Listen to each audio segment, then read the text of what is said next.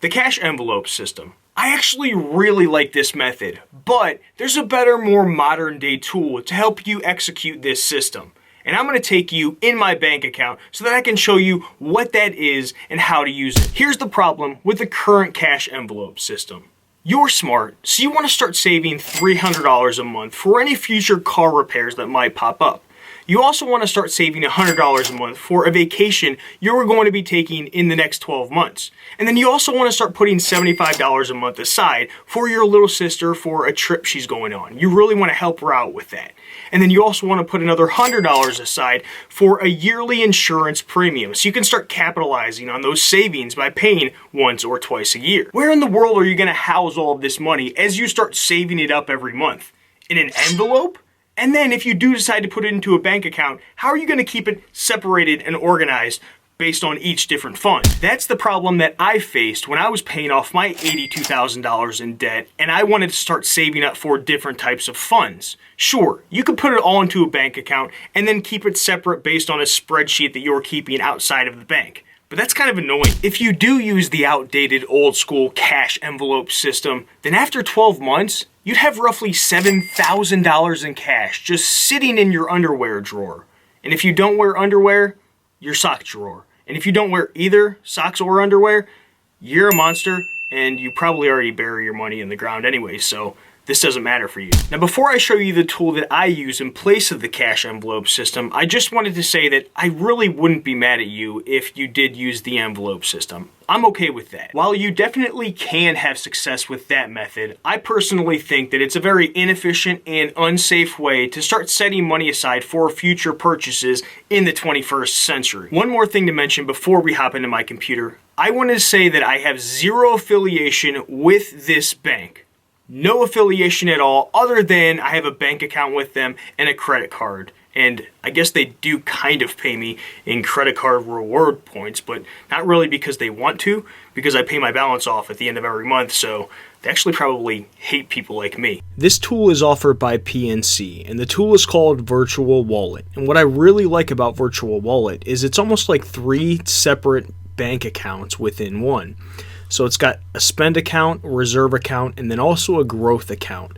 Now the spend account I use as a checking account. The reserve account is where I use my envelope system, if you will. And then I don't even touch the growth account because that one's weird where you can only do so many withdrawals a month and then you start to get charged.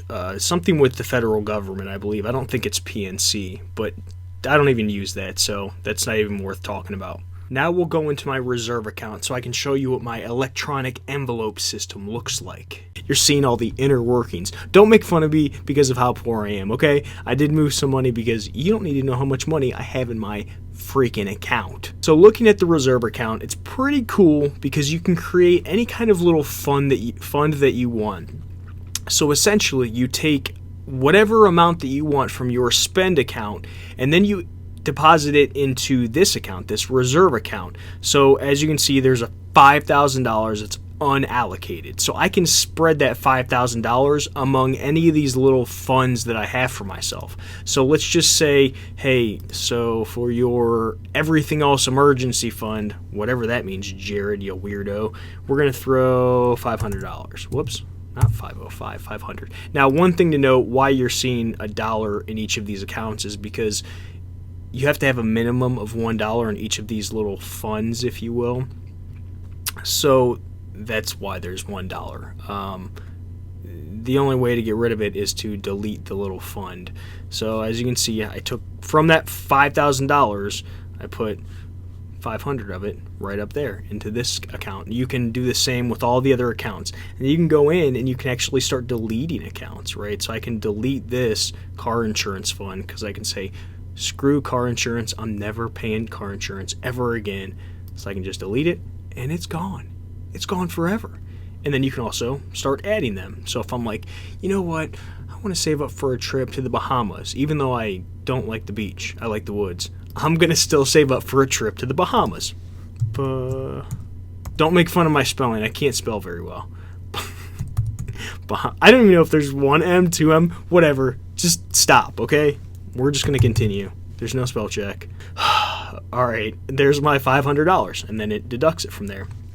So then as I need as I need this money from these particular funds, that's when I can transfer it over to my spend account and I can spend it. So I love this tool. It's one of my favorite things ever. Leave a comment down below and let me know if you know of any tools that can be used in the same way. Or if you like the cash envelope system, then let me know why. Thank you so much for taking some time out of your busy day to check out this video. I hope you found some value in it. I would greatly appreciate a like, comment, or subscribe, or all three. That way I know you enjoy these videos and the content I'm putting out and the things that I'm teaching. Until next time, I love you so much, probably more than Spartan races. I actually really love Spartan races. Alright, I'll talk to you next time. Adios.